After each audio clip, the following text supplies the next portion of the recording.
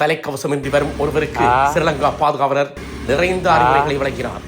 வாழ்வாதாரத்திற்காக போராடும் தெலுங்கர்கள் வவுனியாவில் உதவி செஞ்சா சரியா? என்ன உதவி தேவை? வீட்டில இருந்து ஒரு சோப்பு செய்யறதுக்கு, வீட்டில பிள்ளைங்க வச்சுக்கிட்டு அங்க எங்கெங்க போகாம வீட்டிலே வேலை ஒன்று இருந்தா ஒரு நாளைக்கு சம்பளம் கிடைச்சா போதும். உங்களுக்கு மாத வருமானம் எவ்வளவு தேவை? ஒரு 20,000-30,000 மட்டும் தேவை. வீட்டு செலவு எல்லாம் பாக்குறோம் தானே. இப்ப இது விற்கிறீங்க, இது உங்களுக்கு மாத வருமானம் எவ்வளவு கிடைக்கும்? 15,000 ரூபா 20,000 மட்டும் தான் கிடைக்கும். இதுக்கு எவ்வளவு கஷ்டப்படுறீங்க? வெயில் எல்லாம் கஷ்டப்படுறோம். பிள்ளைங்களை வீட்டுல வச்சுட்டு தான் வந்து கஷ்டப்படுறது. நிறைய ஆக்கள் எங்க ஊர்ல அப்படிதான் கஷ்டப்படுறாங்க. ஒரு வேலை தந்த எல்லாரும் இந்த இப்படி கத்திரிக்க மாட்டாங்க. வீட்டுல இருந்து ஒரு தொழில் செஞ்சு சம்பாதிச்சுறாங்க. நீங்க தமிழா? நீங்க இல்ல தெலுங்கு. நீங்க எப்ப தெலுங்கா இங்க வந்தீங்க? எங்க அம்மா அப்பா எல்லாம் தெலுங்கு தான். எத்தனை ஆண்டு இங்க வந்தீங்க? தெரியல. எங்க தாத்தா பாட்டி எல்லாம் இங்கதான். அவங்க சொந்தக்காரன் எல்லாம் இந்தியா கனடா அங்கதான். நாங்க இங்கதான் ஸ்ரீலங்கால.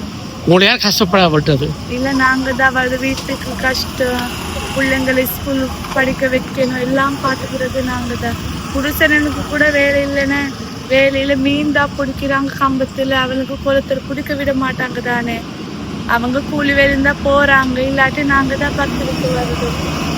சரி, உங்களை எல்லாருக்கும் என்ன தேவை உதவி இருக்கு? வீட்டுல இருந்து ஒரு வேலை செஞ்சுட்டு பிள்ளைங்க வச்சுட்டு நல்லா இருந்தா போதுங்க. இப்படி வெயில சுத்த முடியாது. எங்களுக்கு விருப்பம் இல்லதா. ஒரு 30,000-40,000 இருந்தா போதுங்க. சொல்லுமா, உங்களை மாச சம்பளம் எவ்வளவு வேணும்?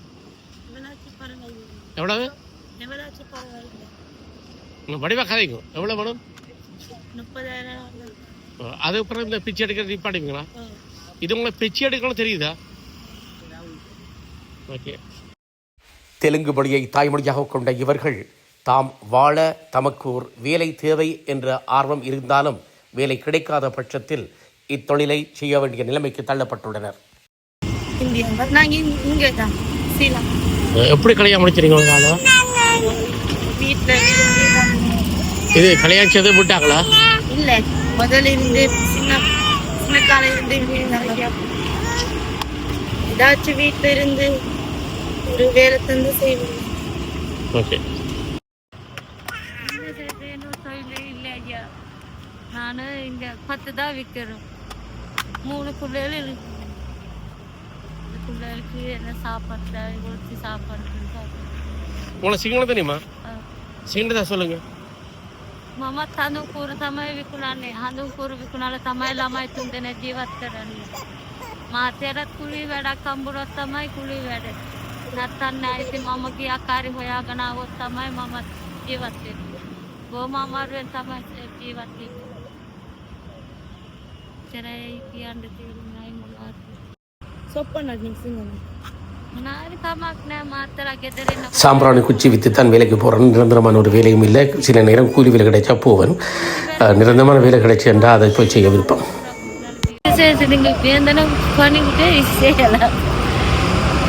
என்ன வேலைக்கு போவோம்?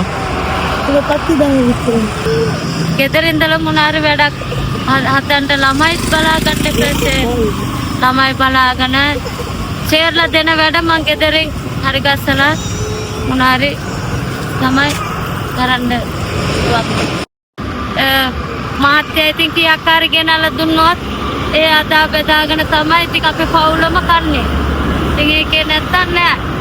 අපි රස්සාවට ගියොත් තමයි කන්න කෑම. අනුපුරක් කරලා ළමයි ඉස්කෝලේ යනවා. එයාලව බලන්නත් ඕනේ. එලකට පාඩු. எனது கணவன் கூலி வேலைக்கெல்லாம் போய் இருவரும் கொண்டு வந்தால் நான் செய்கிற வேலையும் சேர்த்து சாமடை குச்சி விற்கிறதையும் சேர்த்து ஒரு மாதிரி குடும்பத்தை பெற்றோம்.